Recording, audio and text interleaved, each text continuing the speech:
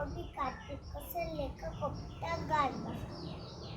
এইখানে জল ওইখানে জল, কোথায় তখন ডাঙা, মাথার ওপর সূর্য যেন বাপরে আগুন রাঙা।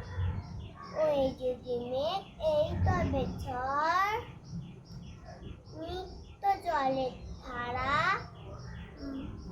তার মধ্যে হঠাৎ কখন পড়ল পানির সারা।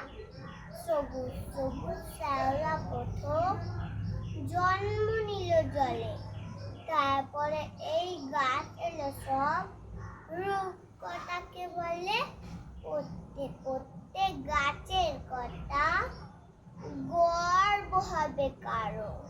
কেউ বলবে 100টা নয়, গাছ বসাবো আরো।